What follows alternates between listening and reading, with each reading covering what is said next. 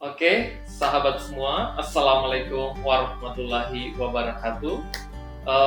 Kita berjumpa lagi pada kesempatan kali ini. Eh, ada pepatah mengatakan tak kenal maka tak sayang, maka saya ingin memperkenalkan diri saya. Mungkin ada yang sudah kenal melalui media sosial atau media apapun.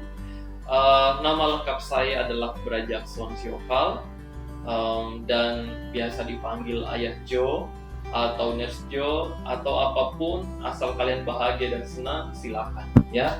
Oke, saya menyelesaikan pendidikan S1 di Universitas Muslim Indonesia, kemudian melanjutkan pendidikan profesi nurse di UIN Alauddin, dan kemudian melanjutkan program magister di Universitas Hasanuddin, dalam hal ini magister keperawatan.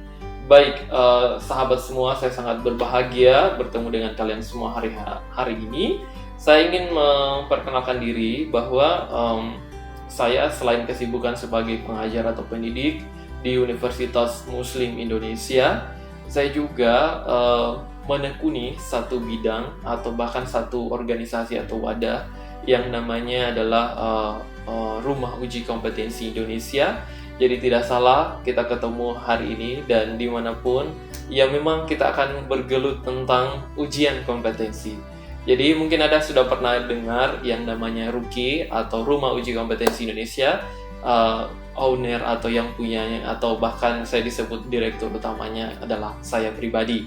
Oke. Kemudian selain itu saya membimbing juga tentang ujian kompetensi di berbagai bimbingan, baik yang bersifat online maupun yang bersifat offline, atau bahkan saya terkadang mengisi acara-acara yang formal seperti seminar ataupun workshop di berbagai provinsi di Indonesia. Sebut saja di Jawa Timur, di Jawa Tengah, saya juga pernah ke Jogja, pernah juga ke daerah Solo, pernah juga ke daerah Gorontalo, dan yang tidak kalah yang membuat saya menjadi bersyukur, saya pernah ditugaskan atau diamanahkan oleh AIPNI Regional 12 untuk memberikan bimbingan terhadap retaker ya. Jadi bimbingan yang diwadahi oleh AIPNI langsung, dan saya ditugaskan untuk membimbing retaker yang ada di Provinsi Gorontalo, dan alhamdulillah saat itu menduduki urutan yang saya bilang cukup signifikan raihan kelulusannya.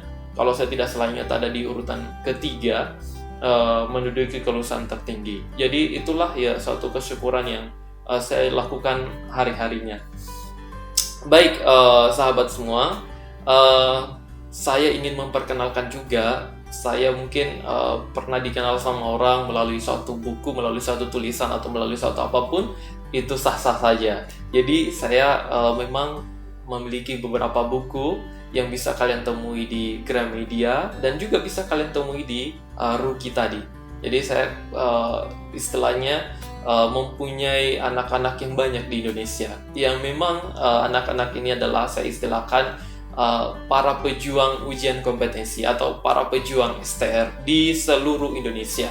Kami bahkan punya member saat ini hampir 20.000 orang di seluruh Indonesia, dan member aktif kami di grup khusus kami juga mencapai hampir 1000-an. Tetapi untuk di grup umum itu semuanya gratis. Dimanapun Anda berada, Anda bisa mengaksesnya melalui satu aplikasi, namanya aplikasi Telegram. Anda tinggal mendownload di Play Store, kemudian Anda masuk ke dalam. Oke, sejauh tentang itu Anda bisa men-searching saya, yaitu melalui Instagram pribadi saya @brajaksonsyokal. Itu saya ulangi, @brajaksonsyokal. Itulah Instagram pribadi saya.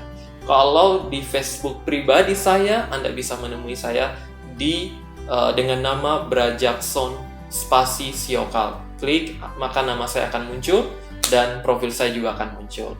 Dan ingin mengetahui lebih jauh lagi tentang saya, Anda bisa juga menemui saya di fanpage Facebook RUKI Rumah Ukom Indonesia. Di situ juga membahas tentang ujian kompetensi. Silakan dimanapun, yang penting sama-sama saling memberikan manfaat. Oke, saya sekilas tadi membahas tentang beberapa buku yang telah saya buat. Pertama, saya pernah menulis buku. Judul buku yang pertama saya itu tentang falsafah dan teori dalam keperawatan. Ini bisa Anda temui di Gramedia, di toko-toko buku terkenal di seluruh Indonesia. Itu juga buku saya. Kemudian ada juga buku yang saya menjadi anggota penulis statistik untuk kesehatan dan keperawatan, ada juga saya sebagai anggota. Kemudian ada juga buku saya tentang keperawatan jiwa. Anda juga bisa menemui buku tersebut melalui saya atau melalui media manapun. Dan ada juga buku yang tidak kalah hebat atau saya katakan tidak kalah terkenalnya, yaitu buku 100 jurus menaklukkan uji kompetensi. Saya ulangi, 100 jurus menaklukkan uji kompetensi. Jadi, saya katakan ada buku terbarunya saat ini yang sementara rilis, yaitu New 100 jurus menaklukkan uji kompetensi. Apa isinya? Tentu saja membahas tentang ujian kompetensi dari yang paling dasar bahkan menengah sampai paling atasnya, atau boleh dikatakan Anda tidak asal menjawab tentang hukum, tidak asal asbun, boleh katakan sekali jawab A, B, C, bukan. Di ujian kompetensi Anda tidak harus seperti itu, dan itu sangat saya boleh katakan saya salahkan kalau Anda bilang A, B, tidak, tetapi Anda harus paham dari yang paling dasar. Jadi Anda bisa menemui itu di New 100 jurus menaklukkan uji kompetensi. Nah, itu sudah dipaketkan khusus tahun 2019.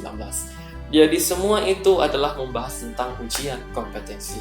Oke, sekali lagi kita mengenali satu sama lain, maka kita akan saling akrab dan akan memberi satu manfaat, bahkan lebih dari itu 1000 manfaat. Terima kasih, dan sekarang saya lanjutkan. Nomor handphone saya Anda bisa catat, yaitu 0852 42 868 145. Saya ulangi, 0852 42 868 145. Itu nomor handphone aktif saya melalui telepon atau bahkan melalui WhatsApp, Telegram, dan semuanya. Oke, sekali lagi Instagram saya @brajackson_siokal dan Facebook pribadi saya adalah brajackson_siokal. Oke, baik, sahabat semua. Sekali lagi, saya ingin memperkenalkan, saya sudah katakan dari awal tadi, bahwa untuk belajar tentang ujian kompetensi itu, Anda harus belajar dari hal yang paling dasar, yaitu tentang hal-hal yang bukan tentang menjawab langsung soal A, B, atau C, tapi Anda harus belajar dari fondasinya. Ini seumpama rumah itu dibangun dari yang fondasinya, kemudian ada dinding, bahkan ada atapnya. Kalau seorang harus langsung membangun atap, tentu saja dia tidak akan kuat. Maka harus dibangun fondasi yang kuat. Sama halnya dengan ujian kompetensi. Maka dari itu, Anda pernah mendengar yang namanya salam kompeten. Jadi, salam itu saya sengaja saya buat bukan untuk apa, gaya-gayaan mengganti assalamualaikum atau mengganti selamat pagi, selamat siang, bukan. Tetapi sekali lagi, harus mengingatkan kepada pejuang STR bahwa Anda harus merubah mindset Anda, bahwa salam kompeten tadi mengingatkan kepada Anda bahwa tujuan satu-satunya Anda belajar, berlatih, bersungguh-sungguh tentang mengkaji, menganalisis soal adalah untuk kompeten. Makanya saya buat salam kompeten. Jika Anda pernah mendengar itu, maka sayalah pertama yang membuat tentang salam kompeten tadi. Dan apa jawabannya? Ingat, jawabannya adalah one shoot, one goal. Apa maksudnya? Baik, one shoot, one goal. Maksudnya adalah ketika Anda ujian, jika Anda datangi saya, dan itu adalah ujian Anda yang pertama, yakinlah one shoot, one goal. Maksudnya apa? Itulah ujian Anda yang pertama dan ujian Anda yang terakhir kalinya. Anda harus merubah mindset Anda saat ini. Jadi ketika Anda setelah mendaftar di kampus Anda, kemudian dan dinyatakan Anda mau ujian, maka Anda siap berperang, hidup dan mati Anda, dalam pertarungan 3 jam saat Anda ujian itu. Jadi Anda harus ingat bahwa one shoot, one goal. Jika Anda adalah ini adalah ujian yang kelima, maka yakinlah ujian yang kelima tadi adalah the last. Itulah ujian yang terakhir Anda. Makanya filosofi dari one shoot, one goal itu sangat dalam. bukan untuk gaya-gayaan, tetapi untuk memahami bahwa Anda ketika mendaftar ujian kompetensi, maka jangan pernah menyia-nyiakan waktu Anda untuk mencoba-coba. Banyak peserta UKOM hanya mau mencoba. Apakah kamu belajar? Tidak. Kenapa? Saya mau coba saja. Akhirnya apa? Saat ujian memang dia tidak kompeten, dicoba, hingga sampai pada titik kejenuhan. Bahkan sampai menjadi putus asa, frustasi, tak pernah lagi ada bayangan tentang UKOM. Akhirnya apa? Alih profesi. Salah.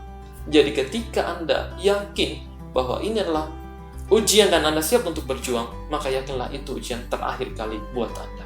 Jika Anda adalah first taker, maka yakinlah ketika Anda ujian nanti, itulah ujian Anda yang terakhir kali. Ingat itu baik-baik. Ketika Anda adalah retaker ketiga kali, keempat kali, yakinlah ujian keempat kali itu adalah ujian yang terakhir kalinya. Itulah makna dari salam kompeten, one shoot, one go. Jadi, ketika Anda duduk untuk ujian, bukan untuk ajang coba-coba. Asal bunyi, asal jawab, asal A, asal B. Bukan. Anda duduk saat ujian di situ, maka yakinlah itu ujian Anda yang terakhir kalinya untuk ujian kompetensi. Amin ya rabbal alamin. Oke, saya ingin mengutip satu ungkapan dari Presiden Republik Indonesia yang pertama, yaitu Bapak Insinyur Soekarno. Beliau mengatakan bahwa gantungkanlah cita-citamu setinggi langit. Supaya apa? Supaya ketika Anda jatuh, Anda masih berada di antara bintang-bintang. Apa maksudnya? Maknanya sangat dalam. Anda ketika UKOM bukan untuk coba-coba, tetapi Anda harus yakin bahwa inilah pertarungan hidup dan mati saya. Saya ingin kompeten, saya ingin membahagiakan kedua orang tua saya ingin membahagiakan keluarga saya, siapapun orang yang saya sayangi. Saya tidak ingin mengecewakan siapapun, maka saya ingin menggantungkan cita-cita saya ingin kompeten, meraih STR. Kenapa? Tanpa STR, nothing. Kamu tidak akan bisa melakukan apapun. Mendaftar CPNS, udah ditolak duluan. Mendaftar klinik, udah ditanya duluan, maaf, kami prioritaskan orang yang punya STR. Jadi, sangat bersyukurlah ketika Anda ujian, kemudian Anda lulus. Itulah ungkapan dari Bapak Insinyur Soekarno. Nah, ini ada ungkapan dari saya. Saya pribadi, belajar sosial. Saya katakan bahwa kamu tidak akan bisa jika kamu katakan tidak bisa. Jadi apa yang harus ubah Anda sekarang? Katakan bahwa Anda bisa kompeten. Jadi Anda bisa kompeten, ya. Jadi sebaliknya, jika Anda katakan saya tidak bisa, maka Anda pasti tidak akan bisa. Tetapi jika Anda mengatakan saya bisa, insya Allah, maka wujudkanlah Anda bisa untuk kompeten. Oke, nah, sahabat semua, di awal-awal tadi saya menjelaskan beberapa hal tentang dasar-dasar, tentang hal-hal apa yang bisa memotivasi kita untuk bisa kompeten. Tetapi stop dulu, jangan langsung membayangkan tentang gimana ya saya bisa kompeten. Stop, jangan langsung ke situ. Tetapi saya ada satu sesi namanya adalah sharing experience. Apa itu? Berbagi pengalaman. Mungkin Anda yang first taker di sana sedang melihat ini, menyimak ini. Saya ingin bertanya kepada Anda, apa sih yang bisa membuat Anda sampai tidak kompeten? Apa sih yang menghambat Anda dalam belajar tentang ujian kompetensi? Itu dulu yang harus Anda di bayangan Anda saat ini. Kenapa? Karena ini berbicara tentang kelemahan dan kelebihan Anda. Seseorang yang kompeten itu adalah yang mampu mengenali kelemahannya dan menjadikan satu solusi untuk mengatasi kelemahan tersebut. Makanya dia kompeten. Sekarang stop dulu. Langsung bilang saya kompeten. Tidak. Stop dulu membayangkan itu. Sekarang saya ingin Anda berpendapat. Mungkin saya kasih waktu 1 atau 2 menit. Coba Anda bayangkan apa sih hambatan saya ketika saya belajar tentang hukum itu. Apa? Jangan-jangan ketika saya bertanya seperti ini, Anda tidak punya jawaban, Anda tidak punya bayangan sama sekali. Hati-hati. Jadi sekali lagi, hati-hati jika Anda tidak punya bayangan. Oke, mari kita kupas tuntas tentang sharing experience ini. Saya pernah mendatangi suatu tempat di satu daerah. Saya mengisi suatu seminar nasional dan kemudian ada workshopnya. Dan saya bertanya ke peserta yang hampir 350 orang itu. Saya bertanya, halo peserta semua, apa sih yang membuat Anda terhambat atau mengalami kendala dalam ujian kompetensi? Semuanya tiba-tiba terdiam. Kenapa bisa terdiam? Karena tidak mampu mengenali tentang dirinya. Tapi ada satu orang di pojok sana paling ujung, dia tiba-tiba angkat tangan. Menurut saya, Pak, ini yang bisa membuat saya terhambat belajar ujian kompetensi. Saya jadi bertanya kepada dia, apa sih itu? Oke, kita bahas. Ternyata ada yang menganggap bahwa saat UKOM itu waktunya itu terlalu singkat atau kurang waktunya saat belajar, atau bahkan saat mengerjakan soal itu waktunya sangat singkat menurut mereka. Kenapa bisa? Ya benar, karena ada peserta, jangankan dikatakan kurang, memang ada 20-30 soal itu dia keteteran, belum dikerjakan, udah selesai waktu. Makanya orang-orang seperti ini pasti beranggapan bahwa waktunya kurang atau sangat sedikit. Oke, kali ini kita akan membahas dulu tentang waktu yang kurang. Saya ingin mengeksplor apa sih yang Anda maksud dengan waktu yang kurang tadi. Pertama, saya bertanya kepada Anda, waktu yang kurang itu berapa lama? Pertanyaan pertama, berapa lama Anda mengerjakan soal UKOM dalam sekali ujian tadi? Jangan-jangan Anda juga tidak punya jawabannya. Oke, saya jawab, adalah 180 menit. Wow, 180 menit. Anda menunggu pacar Anda, kekasih Anda, doi atau siapapun dalam 15 menit. Lama apa tidak? Lama. Sekarang 180 menit Anda mengerjakan soal, Anda anggap kurang. Coba Anda ubah mindset Anda saat ini. Anda mengerjakan soal 180 menit, Anda anggap kurang. Bagaimana tidak Anda menunggu seseorang hanya 5 menit saja keterlambatannya, Anda sudah wow berbusa-busa. Jadi ada suatu kesalahan pemahaman. 180 menit itu kalau dibawa ke jam itu 3 jam. Jadi lama apa singkat? Lama. Jadi waktu 3 jam itu sangat lama. 3 jam lama. Bukan 5 menit, bukan 15 menit, tapi 3 jam. Sekarang, kenapa sampai banyak orang menganggap bahwa waktunya kurang saat UKOM? Satu penyebabnya adalah ada peserta yang mengerjakan soal UKOM tadi lebih dari 1 menit. Kan satu soal 1 menit. Itu kan yang kalian kenali semua. Satu soal 1 menit. Oke. Ada peserta yang mengerjakan soal itu bukan 1 menit, tapi 5 menit. Sahabat semua, pahami. Jika Anda mengerjakan soal 5 menit saja, yakin dan percaya Anda telah membuang 4 soal di akhir sesi Anda. Kenapa? Iya benar, karena sudah ada ketentuannya satu soal 1 menit. Yang pertama, Anda telah membuang 4 menit, 4 soal di akhir sesi Anda. Berkuranglah terus. Bagaimana kalau bukan hanya 1 soal yang Anda kerjakan sampai 5 menit? 10, 20 soal, bukan hanya 5 menit, ada 6 menit. Bahaya. Di akhir sesi pasti ada 40 soal. Saya belum selesai. Udah selesai waktunya. Pengawas pusat udah bilang, stop! Udah selesai waktunya. Saya belum selesai 40 soal. Yakin gak itu akan lulus? No. Mungkin keajaiban yang bisa meluluskan dia. Jadi gimana? Anda tidak punya strategi. Jadi itu penyebab yang pertama. Ada yang mengerjakan soal lebih dari 1. Penyebab yang kedua apa? Penyebab yang kedua adalah ada peserta yang mengerjakan 1 soal itu memaksakan kehendak. Apa sih maksudnya memaksakan kehendak? Maksudnya adalah Dia kan udah baca, seorang laki-laki berusia 56 tahun dirawat di ruang UGD, kemudian dengan keluhan sesak napas, bla bla bla bla. Dia baca ulang lagi, seorang laki-laki berusia. Berapa usianya ya? Dia laki-laki apa perempuan? Habis waktu Anda. Dia tidak punya bayangan. Ada bayangannya, nggak ada bayangan sama sekali.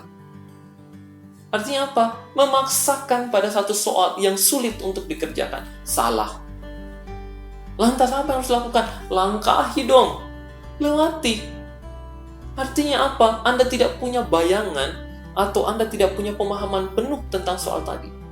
Jangan dipaksakan. Aduh, tiba-tiba soal tentang luka bakar. Gimana nih? Berapa persentasinya? Aduh, gimana rumusnya ya? Siapa dulu dosen saya mengerjakan ini? Salah. Anda akan kehabisan waktu. Bukan saatnya, bukan waktunya Anda memikirkan tentang itu. Jadi kalau memang nggak ada bayangan sama sekali, ya udah, langkahi soal tadi. Kalau Anda ujiannya adalah CBT, Computer Based Test, saya kasih solusinya. 2 hal. Kalau Anda ujiannya adalah CBT, Computer Based Test, maka Anda bisa tidak melangkahi begitu saja, tetapi Anda bisa membuatnya menjadi ragu-ragu. Kenapa? Ketika di akhir sesi Anda sudah kehabisan waktu dan tidak punya waktu lagi untuk kembali ke soal yang tadi, maka jawaban ragu-ragu Anda tadi masih terhitung sebagai final answer. Kali aja benar yang Anda jawab tadi ragu-ragu, makanya tidak dilangkahi begitu aja. Tapi jika memang nggak ada bayangan sama sekali, nggak apa-apa, langkahi aja. Ya, itu. Tapi kalau ujian Anda adalah paper based test atau melalui kertas membulatkan, ada caranya. Anda jangan melangkahi begitu saja. Jika Anda dilema pada 2 pilihan dan Anda tinggal memilih salah satu pilihan, maka jangan dilangkahi begitu saja, tetapi Anda buat menjadi 1 titik saja. A, B, C, D, E. Saya feeling saya, atau saya dilema antara B dengan D. Tapi lah saya lebih condong ke D. Oke, jawaban D tadi, titik aja. Titik. Jangan dibulatkan penuh. Kenapa? Karena masih ragu-ragu. Ya udah, bulatnya titik saja. Ya, titik yang bisa dilihat, yang nampak ya. Jangan sampai titiknya juga nggak kelihatan. Ya udah, titik. Apa maksud dari titik tadi? Menandakan bahwa Anda ragu-ragu, dan ketika punya waktu lagi, Anda masih bisa kembali ke soal yang tadi. Oke? Itu jika Anda ujiannya adalah PBT atau melalui ujian kertas atau membulatkan. Oke? Itu tentang waktu. Jadi, mulai saat ini, nggak ada waktu yang lama, maaf yang singkat. Tetapi waktu 3 jam itu sangatlah panjang. Panjang banget 3 jam. Jadi apa yang harus Anda lakukan? Pertanyaan saya adalah, berapa sih yang harus Anda benari? Ini ya, berapa sih yang harus Anda benari? Sehingga Anda nyatakan kompeten. Berapa? Jangan-jangan nggak ada yang bisa jawab di sini. Berapa? Berapa sih yang harus saya benari dari 180 soal ini sehingga saya dinyatakan kompeten? Nggak ada yang tahu. 80? 81, 82, no, Anda tidak tahu tentang standar. Jadi saya beritahu, Anda benar saja 87 benar, atau saya genapkan 88 benar, 88 benar, Anda sudah kompeten tanpa harus mengerjakan soal KMB. Soal saya harus benar di KMB, apakah saya harus benar di Gerontik, apakah saya harus benar di komunitas? No, asal benar-benar 88 saja Anda mencari benar, Anda sudah kompeten. Apakah Anda tidak punya waktu mengerjakan 88 dengan? Bisa, Anda pasti bisa. Itu tidak cukup dari setengahnya. Karena 180 soal kalau dibagi 2 itu 90. Ini saya minta Anda benar 88 aja. Anda sudah kompeten ke atas. 89 saya benar, udah hebat. Anda bisa kompeten.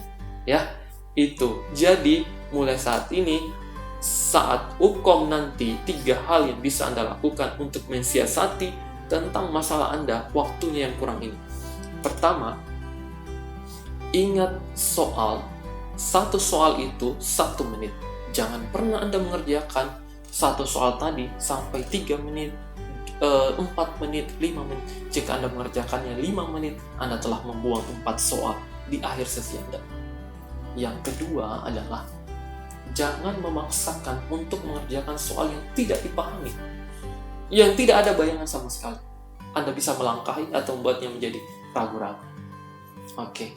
Dan yang ketiga, Anda harus mencari 88 benar. Bagaimanapun caranya dalam 3 jam tadi. Anda sudah kompeten. Oke? Itulah yang harus Anda pahami. Kemudian, problem yang lain lagi adalah kurang mampu menganalisis atau menemukan data fokus. Apa sih masalah kamu? Saya tidak mampu menganalisis soalnya.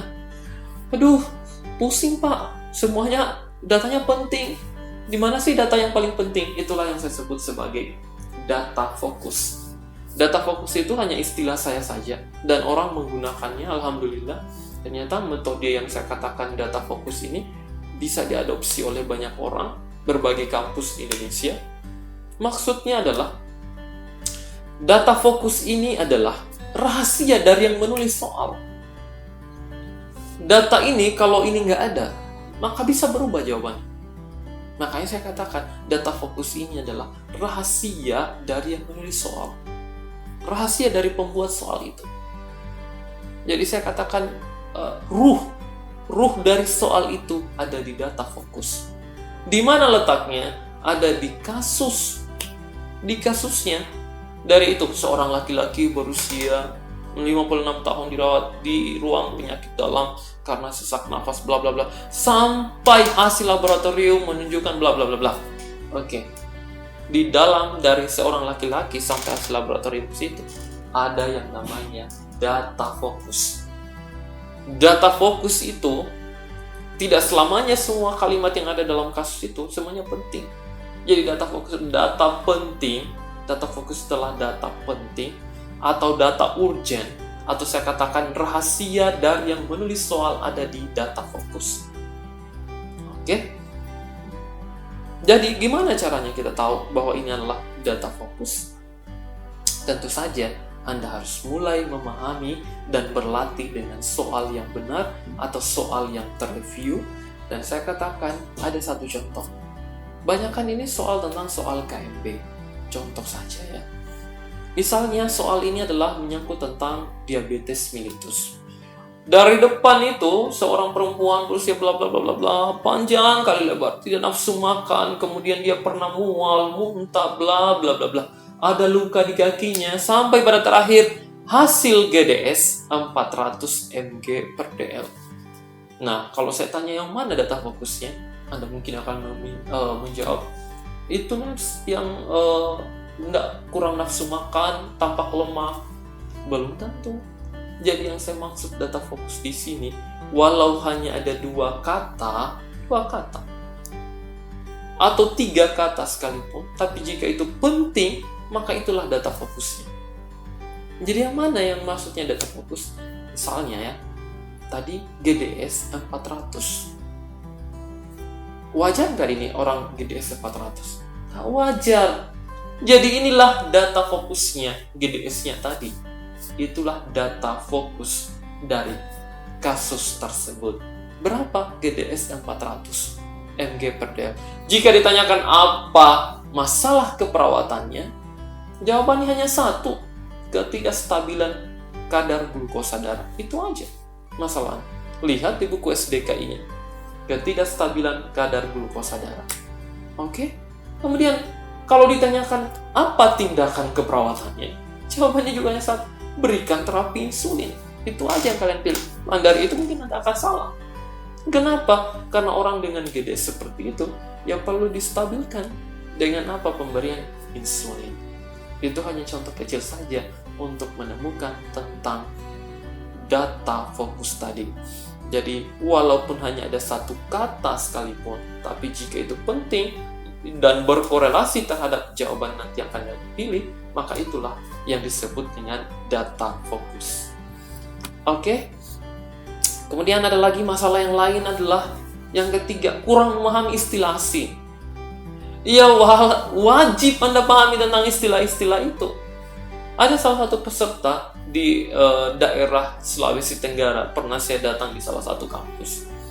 Kemudian saya bertanya, jadi menurut kalian peserta ini jawabannya apa? Menurut saya itu Pak, harusnya itu adalah kekurangan volume cairan. Tapi nggak ada jawabannya di situ. Saya menjadi geleng-geleng kepala. Nggak ada jawabannya. Iya Pak, nggak ada jawabannya.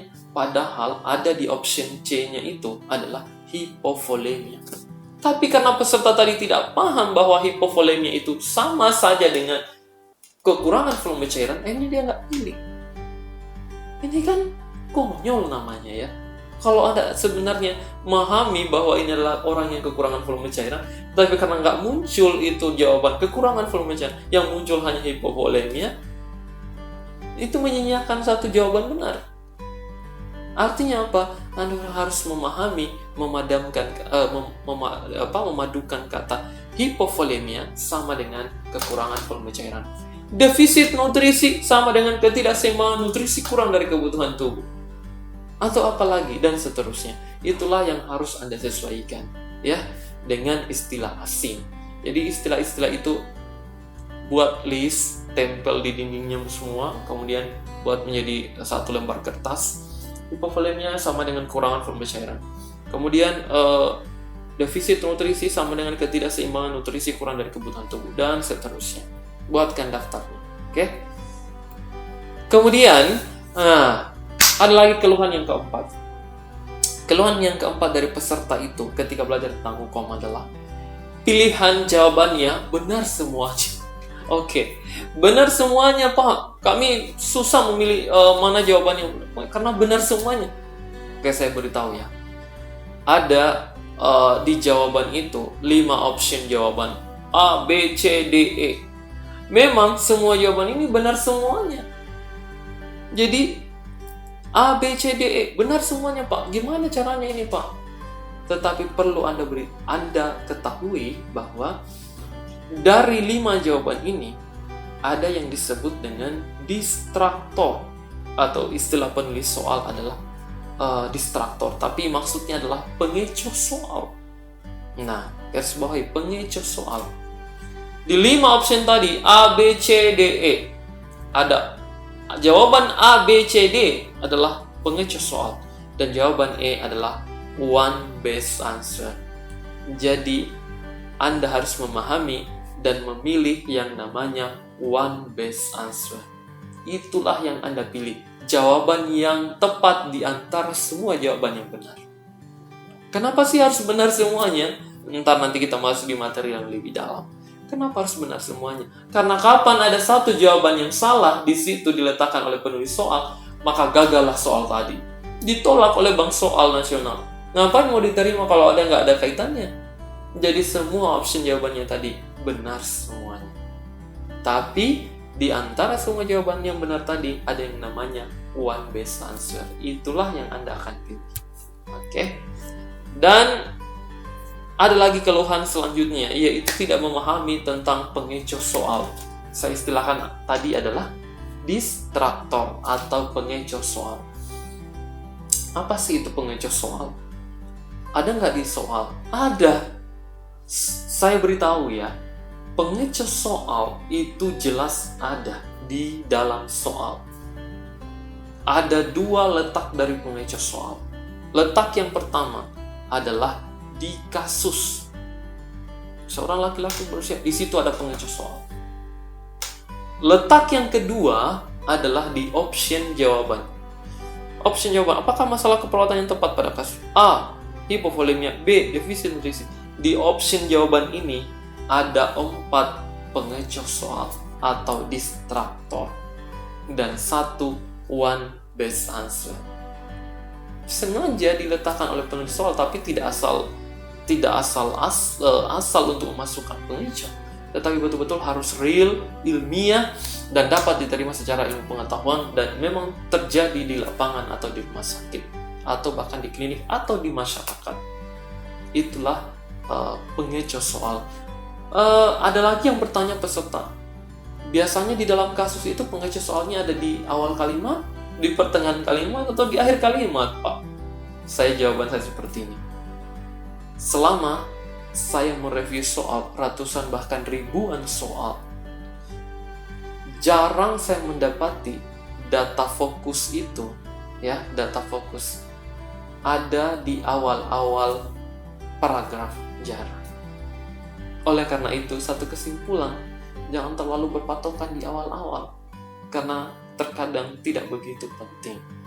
Jadi identitas tadi, seorang laki-laki, dia laki-laki apa perempuan? No, jangan bayangkan tentang itu. Tetapi bayangkan setelah setelah keluhan utama.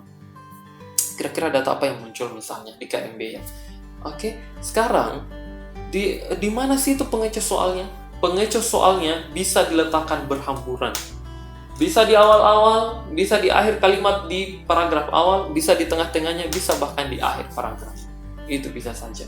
Nanti kita lihat di kasus selanjutnya. Jadi pengecoh soal ada dua letaknya. Letak yang pertama adalah di kasus, dan letak yang kedua adalah di option jawaban. Nah, ada lagi nih. Sebenarnya kalau dikatakan tentang keluhan, tentang apa sih masalahnya, masalahnya banyak ya. Sangat banyak. Tetapi saya mencoba memilah-milah hal-hal yang penting yang justru Anda harus perhatikan untuk tidak Anda lakukan, bahkan untuk Anda hindari jika itu memang terjadi pada Anda. Ada juga yang menganggap bahwa soalnya terlalu panjang. Soalnya yang terlalu panjang. Sebenarnya saya beritahu ya, dalam penulisan soal itu ada aturannya, ya. Ada 3 bagian dalam penyusunan soal. Nanti saya perlihatkan anatominya. Bagian yang pertama adalah kasus, dan bagian yang kedua adalah pertanyaan soal, dan yang bagian yang ketiga adalah option jawaban. Oke, ada 3 bagian itu. Sekarang ada yang katakan soalnya terlalu panjang. Memang sih, terkadang ada peserta itu berlatih dengan soal-soal yang tidak terstandar atau tidak terreview. Jadi apa yang harus Anda lakukan sekarang? Belajarlah pada soal-soal yang terstandar atau terreview. Kalau saya katakan terreview, berarti soal tadi punya kemiripan dengan soal yang akan diujikan 90% ke atas. Makanya akan sangat beda jika Anda belajar dari soal yang acak-acakan. Jadi kalau soal terreview itu betul-betul dijaga peredarannya, dijaga kemana-mana, itu dijaga. Makanya tidak sembarang, ya. Jadi belajarlah dari soal yang terreview. Oke? Sekarang saya ingin beritahu, di dalam penulisan soal di kasus tadi itu ada aturannya. Misalnya jumlah katanya 40 sampai 60 kata. Rata-ratanya seperti itu, 40 sampai 60-an kata. Yang mana sih itu 40? Itu seorang laki-laki boleh itu dihitung 1, 2, 3, 4 sampai terakhir. Hasil laboratorium menunjuk itu kalau dihitung secara keseluruhan rata-rata 40 sampai 60-an kata. Oke? Kalau ada penulis soal menuliskan soal hingga 100 kata, seperti novel dari panjang kali lebar kita nggak tahu apa maknanya, maka soal tadi bisa ditolak oleh Bank Soal Nasional. Ya sia-sia seorang penulis soal menulis soal sampai begadang, kemudian berlarut-larut, satu soal terkadang 1 jam, kemudian ditolak begitu saja. No, jadi soal itu nggak ada yang panjang. Mungkin selama ini Anda belajar dari soal-soal yang tidak terreview. Jadi mulai saat ini Anda bisa belajar lewat media apapun, termasuk media yang saya jelaskan saat ini. Soal-soalnya insya Allah terreview, ya. Oke. Sekarang kita masuk pada hal yang paling penting, yaitu tentang anatomi soal uji kompetensi. Oke, di soal UKOM juga ada anatominya. Bukan hanya di saat semester awal Anda belajar tentang anatomi, tapi di sini juga Anda belajar tentang anatomi soal uji kompetensi. Terutama apa? Terutama tentang struktur soal. Oke, saya ingin menjelaskan lebih detail tentang struktur soal. Ini ada satu contoh soal tentang soal yang masuk ke ranah KMB, tapi juga masuk ke ranah jiwa. Jadi dua ini menyatu soal ini ya. Tentang struktur soal uji kompetensi. Bagian yang pertama adalah tentang V-nya atau kasus atau skenario, sama saja. Yang mana itu? Seorang laki-laki berusia itu adalah bagian kasus. Ini kalian bisa lihat di sini. Seorang laki-laki berusia 41 tahun dirawat rumah sakit umum karena kesulitan BAB. Titik. Pasien memiliki riwayat wasir sejak 4 bulan yang lalu. Titik.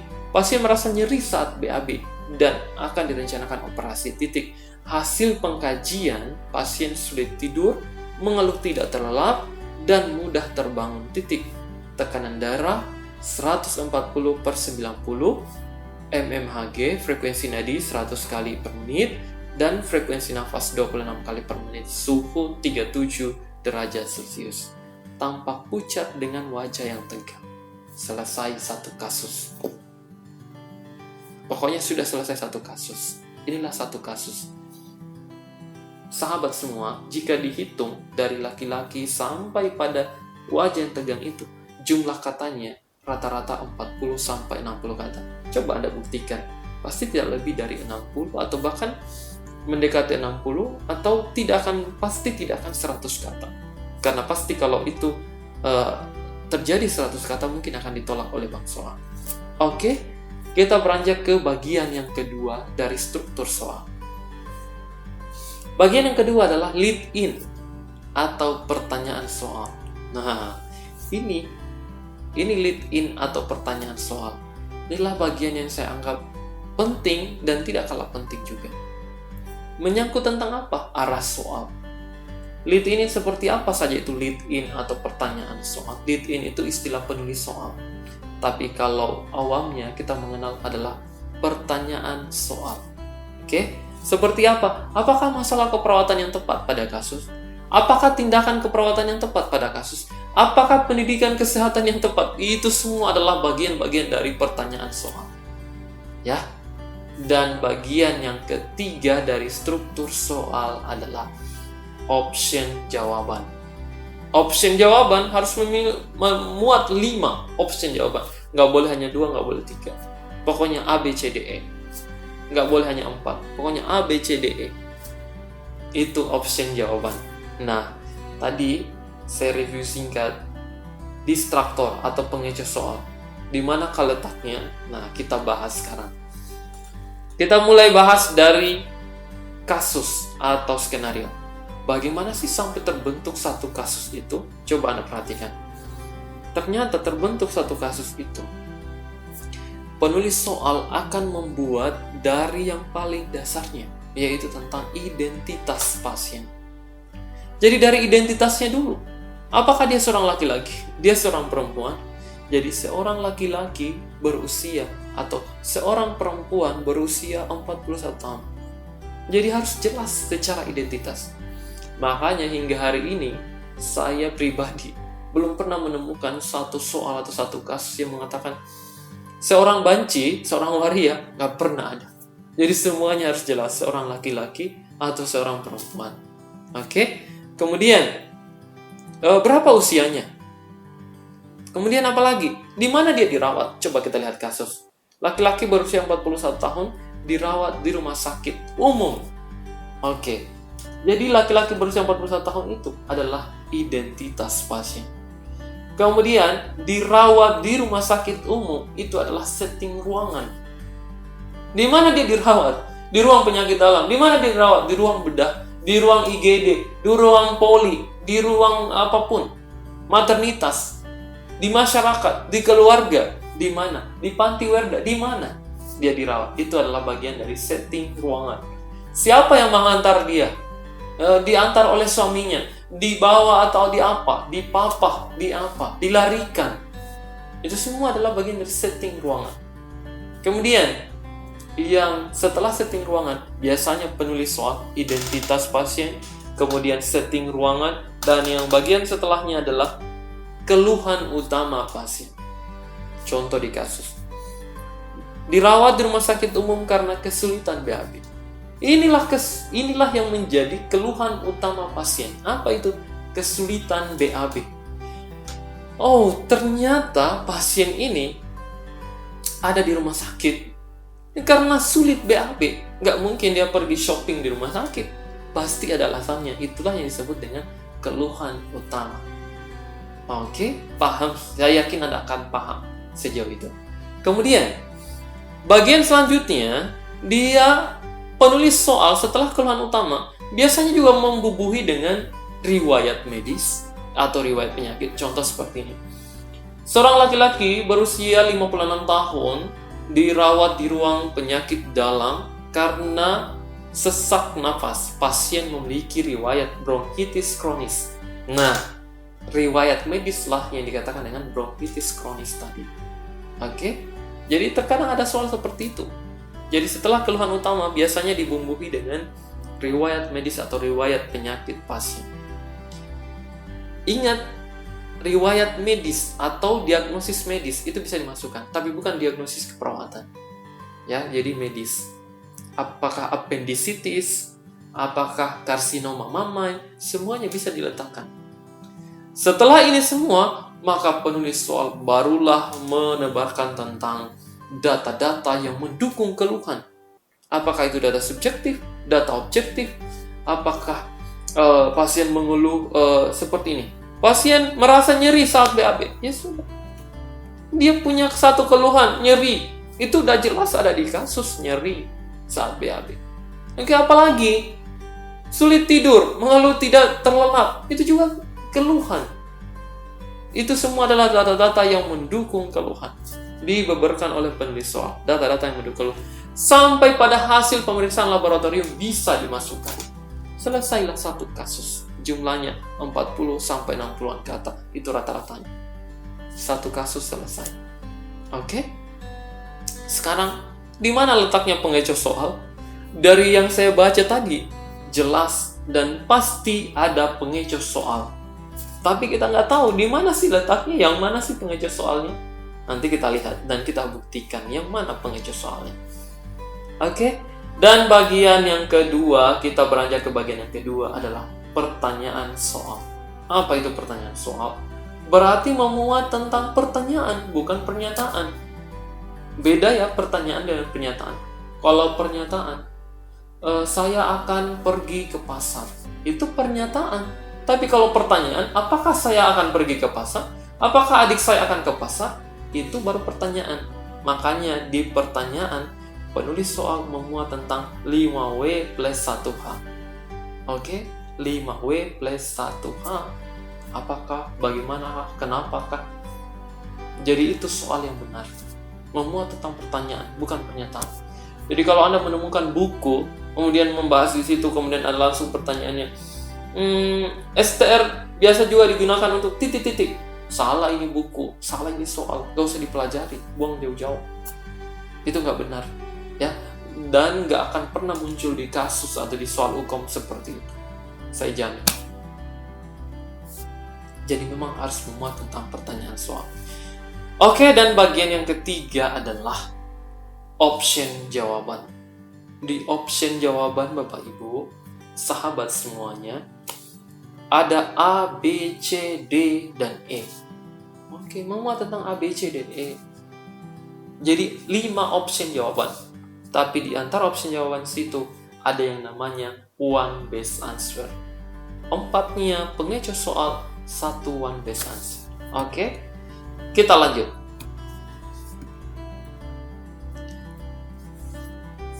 Sebelum kita memahami tentang itu, maka saya ingin memperkenalkan tentang keunggulan dari Anda mempelajari soal-soal kami. Terutama Anda juga bisa pelajari dari buku 100 jurus menaklukkan uji kompetensi. Dan ini telah laris dan dipesan oleh ribuan orang di seluruh Indonesia.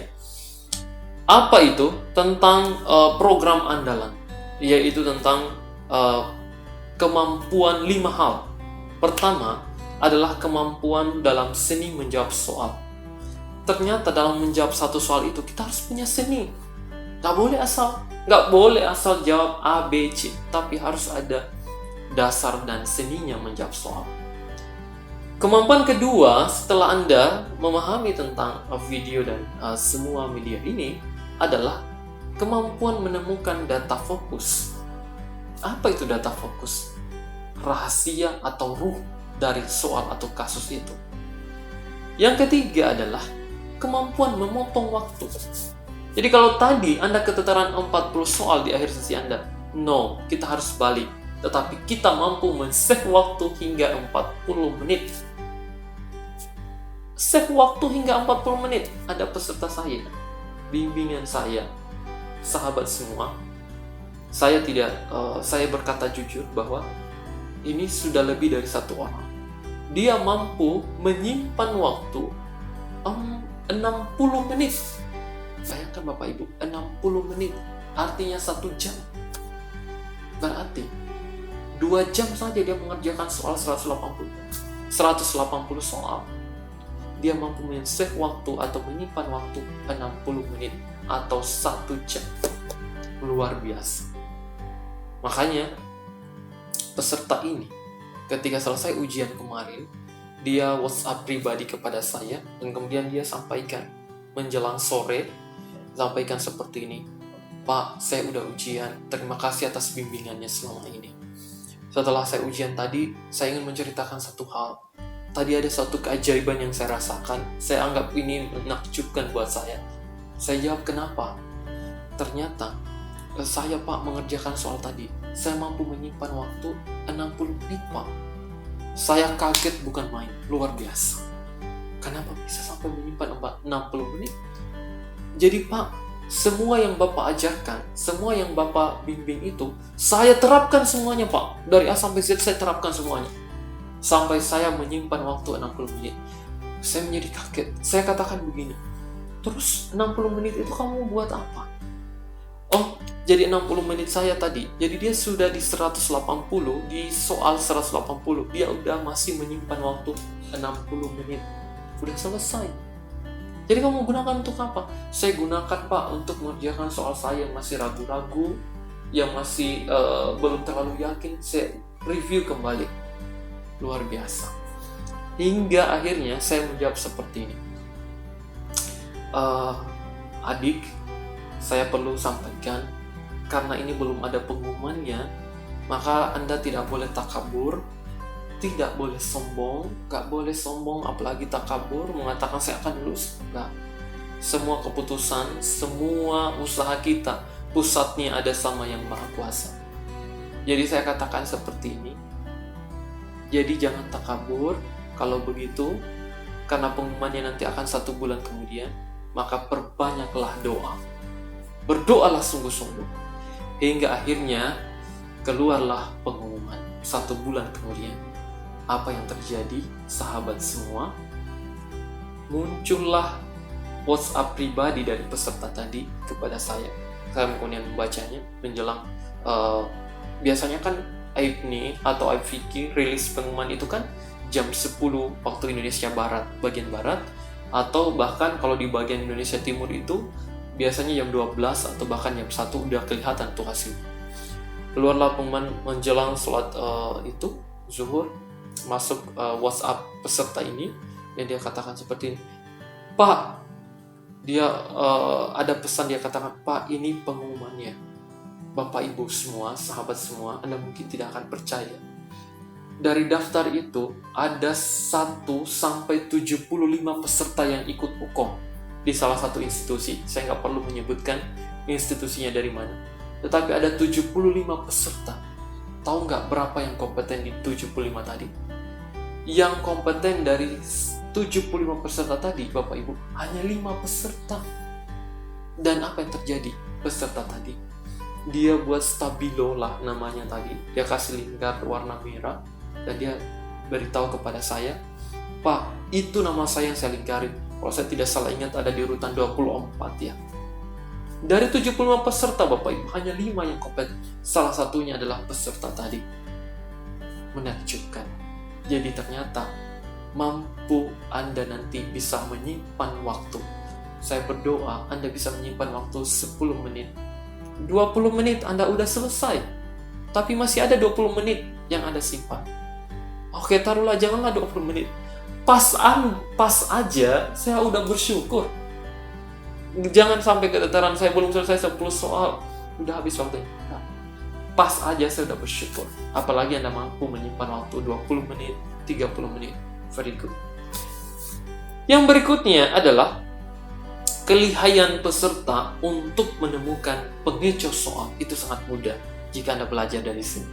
Jadi sekali lagi Anda akan sangat mudah menemukan yang namanya distraktor. Saya buang jauh-jauh.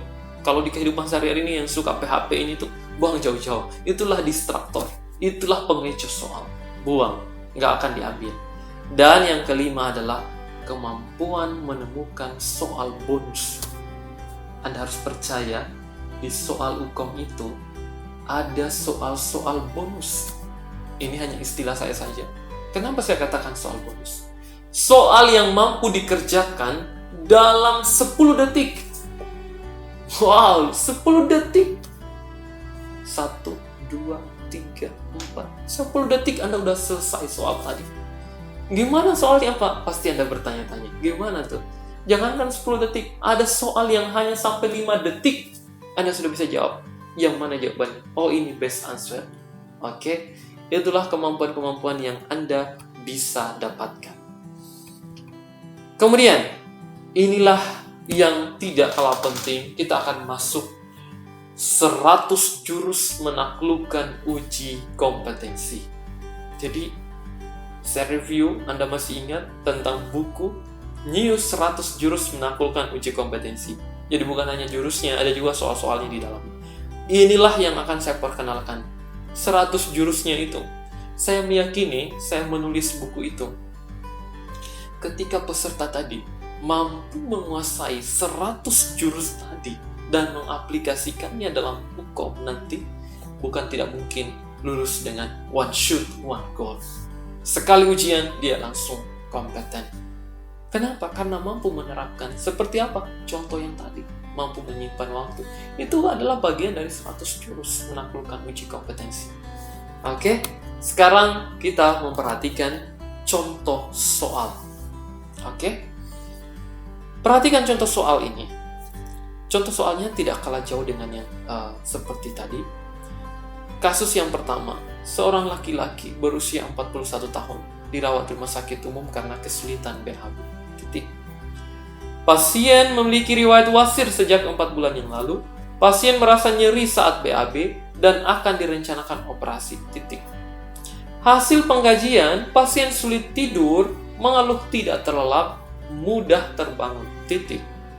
Hasil tekanan darah 140/90 mmHg, frekuensi nadi 100 kali per menit, frekuensi nafas 26 kali per menit, dan suhu 37 derajat Celcius. Tampak pucat dengan wajah yang tegang. Pertanyaan soal: apakah masalah keperawatan yang tepat pada kasus? Option jawaban: A. Ansietas, B. Nyeri akut, C. Nyeri kronis, D. Gangguan pola tidur, dan E. Gangguan rasa nyaman. Sahabat semua, kalau Anda melihat soal seperti ini, kira-kira apa di bayangan Anda saat ini? Apa yang ada di bayangan Anda saat ini? Langsung jawabannya, atau apa? Jangan-jangan Anda tidak paham. Mari kita ulas dan kupas tuntas. Oke, tadi saya menjelaskan tentang anatomi soal uji kompetensi. Jadi anatomi soal uji kompetensi khususnya tentang struktur soal uji kompetensi.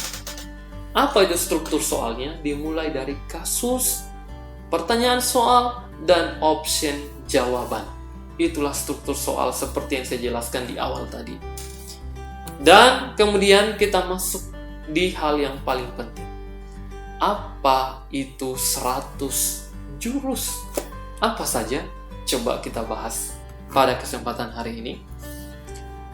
Jurus yang pertama dari 100 jurus itu ternyata adalah berdoa. Saya meyakini dari jurus 1 sampai jurus ke-100 itu adalah berdoa. Kenapa kita harus berdoa? Kenapa sih harus berdoa? Berdoa itu adalah hal yang paling penting dan urgent dalam setiap daur hidup manusia. Tanpa berdoa, Anda tidak akan tenang. Tanpa melakukan hal-hal apapun yang menyangkut tentang religiusitas atau bahkan hal-hal yang berdoa berkaitan dengan keyakinan kita, maka Anda tidak akan tenang. Jadi ternyata berdoalah, yakini dengan sungguh-sungguh. Bismillahirrahmanirrahim. Saya akan ujian dan saya akan lulus. Itu harus ada. Dengan segala puji kepada Tuhan yang Maha Esa, saya akan lulus. Berdoalah dengan sungguh-sungguh. Ya Tuhan yang Maha Kuasa, saya telah berusaha dengan sungguh-sungguh. Saya telah mengikuti bimbingan, saya telah membaca dan menyimak video ini. Saya telah membaca buku dan apapun, membaca buku 100 juz.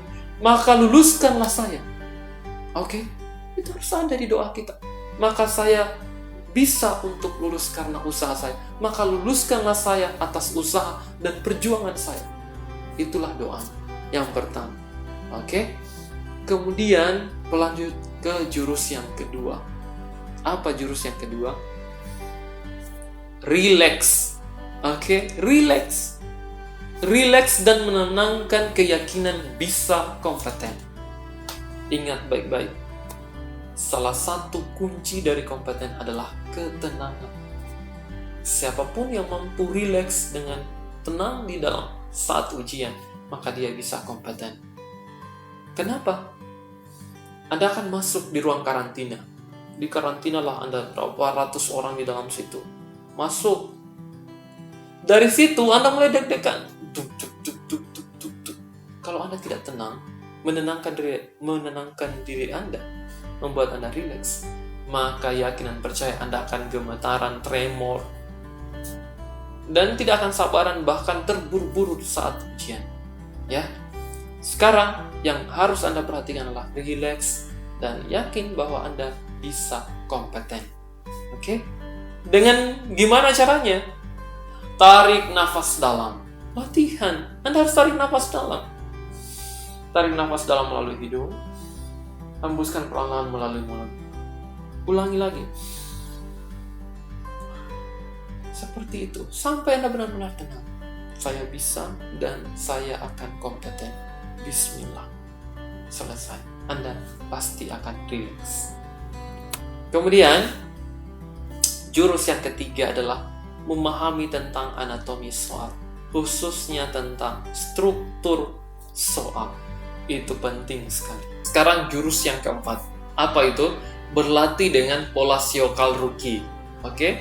Pola yang telah diadopsi oleh ribuan orang di seluruh Indonesia. Jangankan ribuan orang, tetapi puluhan kampus yang ada di seluruh Indonesia, khususnya kampus keperawatan, telah mengadopsi tentang pola menjawab Syokal Ruki.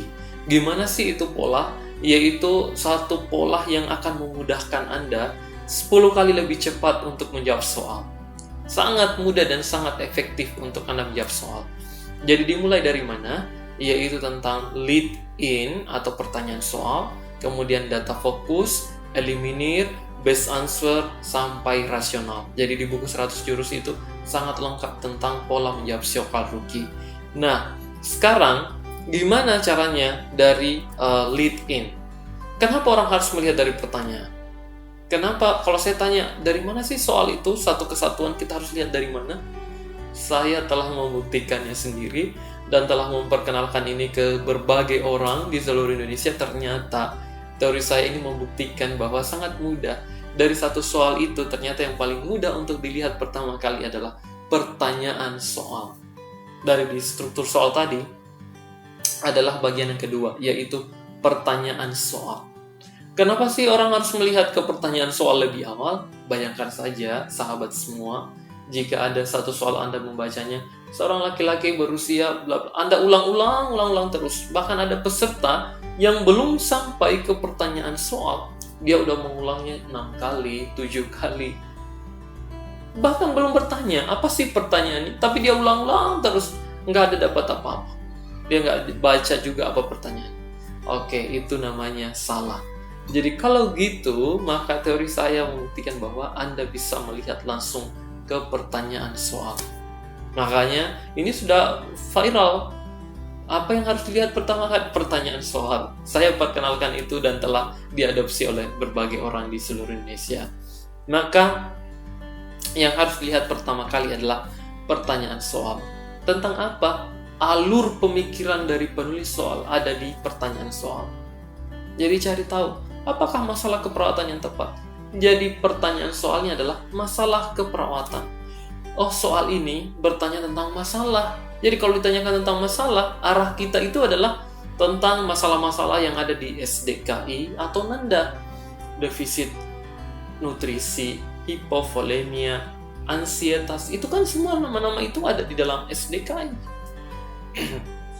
Jadi itu aja semua yang dicari, yaitu tentang pertanyaan-pertanyaan soal.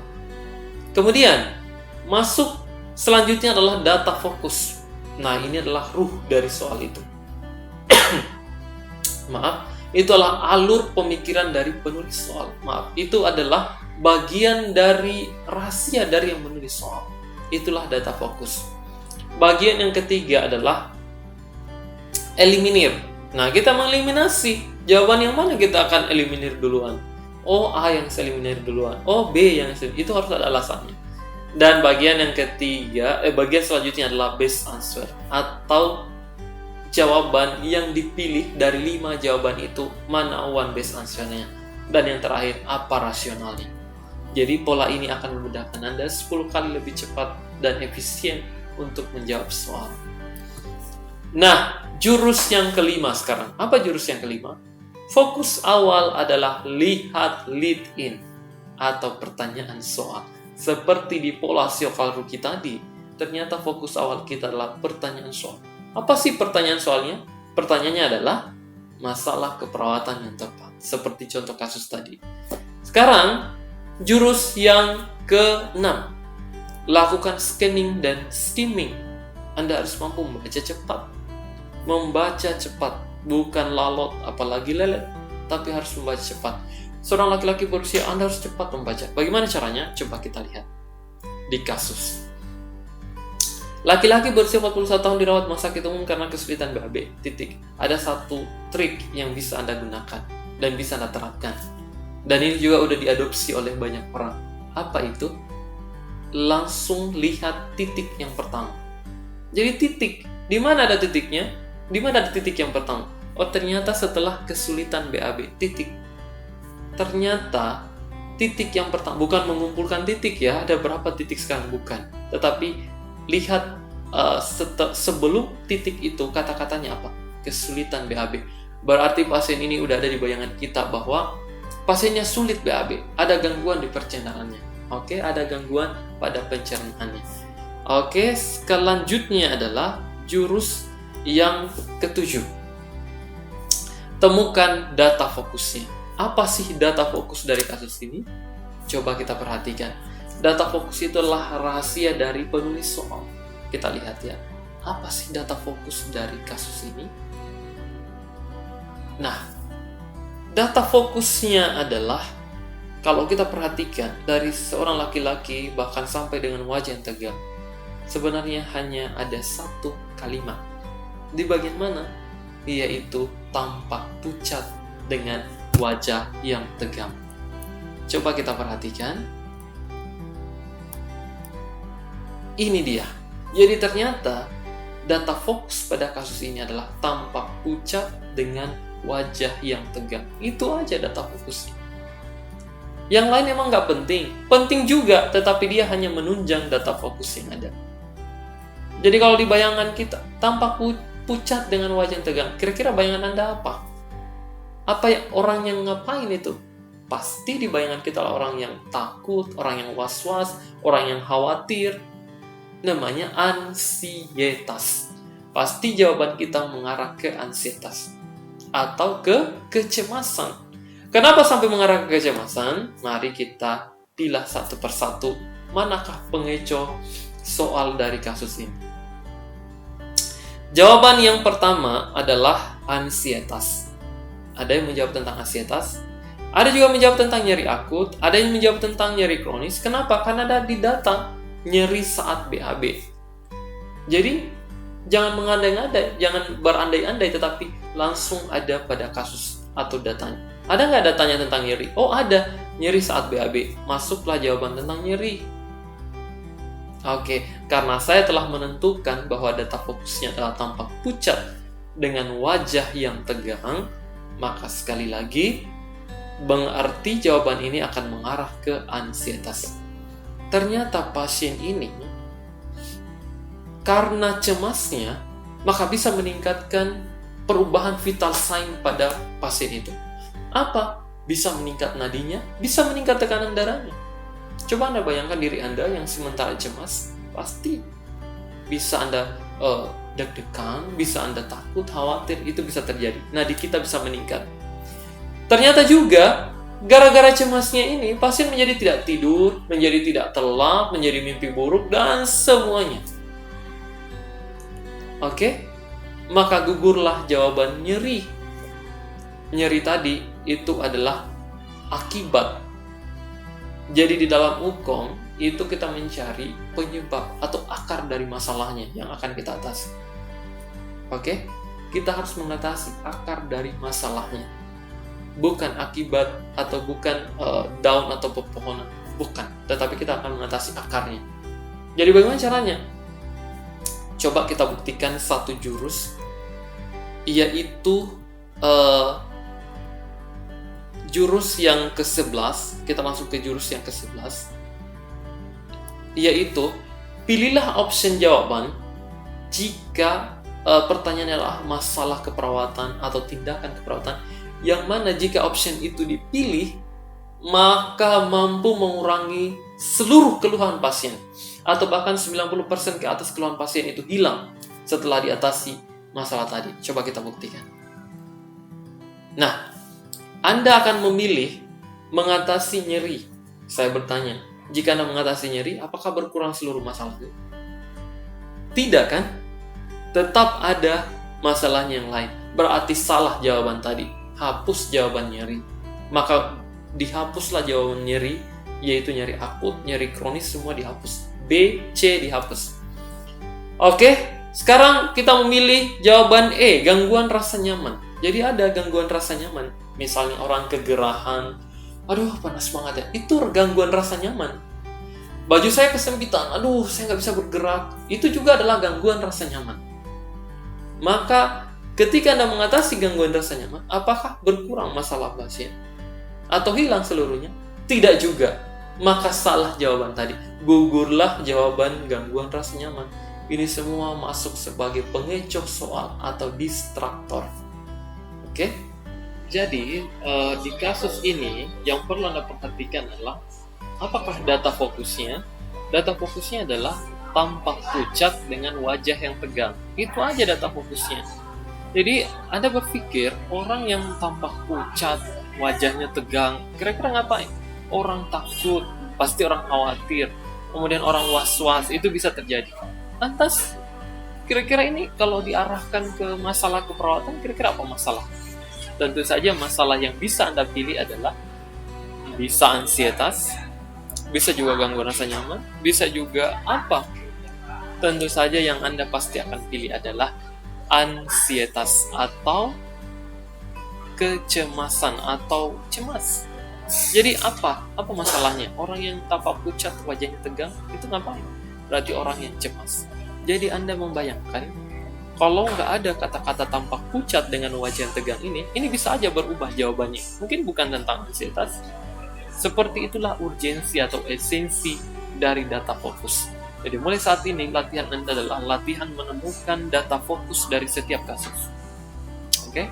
Apakah kasus KMB, kasus anak, maternitas, pokoknya latihan untuk menemukan data fokus dari kasus itu. Jadi di kasus ini fix data fokusnya adalah tampak pucat dengan wajah yang tegang. Ternyata masalah keperawatannya adalah ansietas. Karena kecemasannya inilah menyebabkan vital sign-nya berubah, tekanan darahnya bisa meningkat, nadinya bisa meningkat, bahkan pernapasannya juga bisa meningkat. Gara-gara apa? Gara-gara cemasnya. Sekarang, kecemasannya juga, gara-gara kecemasan ini, dia nggak bisa tidur, dia mudah terbangun, tidak terlelap, bisa mimpi buruk, dan seterusnya. Ya gara-gara cemasnya. Jadi akar masalah dari masalah ini, dari kasus ini adalah cemasnya. Jadi, ada tadi gangguan tentang nyeri akut atau nyeri kronis. Memang ada datanya. Kenapa dia nggak dijawab? Karena secara tidak langsung nyeri di sini, nyeri saat BAB itu abstrak, ya. Jadi masih ngambang. Coba kalau dideskripsikan, nyeri saat BAB seperti tertusuk-tusuk jarum dan dirasakan menjelang saat BAB dengan skala nyeri 6. Maka jawabannya adalah nyeri. Tinggal dilihat nyeri akut atau nyeri kronis. Tapi sayangnya, Di soal hanya nyeri saat BAB, berarti itu ngambang. Berarti artinya nyeri di sini masih mengambang atau abu-abu. Di UKOM kita menghindari yang namanya abu-abu. Kenapa? Karena kita bisa mengumpamakan itu adalah distraktor atau pengecoh soal. Oke? Nah, gangguan rasa nyaman. Gangguan rasa nyaman juga adalah bagian dari distraktor atau pengecoh soal. Gangguan pola tidur lebih-lebih. Walaupun di situ ada datanya tidak mudah terbangun, tidak terlelap, tetapi ini adalah bagian dari pengecoh soal. Kenapa? Karena tidak deskripsikan bagaimana kualitas tidurnya. Apakah dia apakah dia tidur sampai 5 jam? Apakah dia terbangun ternyata hanya 10 menit kemudian dia tidur kembali? Itu juga harus tergambar. Ini tidak ada di kasus, maka gugur juga jawaban tentang gangguan pola tidur. Oke? Jadi sekali lagi, saat UKOM, pilihlah satu option jawaban. Jika option jawaban itu dipilih ternyata mampu mengatasi seluruh keluhan pasien, atau bahkan 90% keluhan pasien di atas teratasi setelah Anda pilih. Namanya kita seorang perawat, berarti setelah Anda pilih, maka Anda akan atasi. Sama halnya, ketika Anda mengatasi tentang nyeri, apakah teratasi seluruh keluhannya? Tentu saja tidak. Maka salah jawaban itu. Jangan dipilih jawaban itu. Kemudian, apakah ketika Anda memilih gangguan pola tidur, teratasi seluruh keluhan pasien? Tentu juga tidak. Maka jangan juga dipilih jawaban itu. Oleh karena itu, setelah kita memilih ansietas, ternyata mampu mengatasi seluruh keluhan pasien. Maka itu jawaban yang paling benar.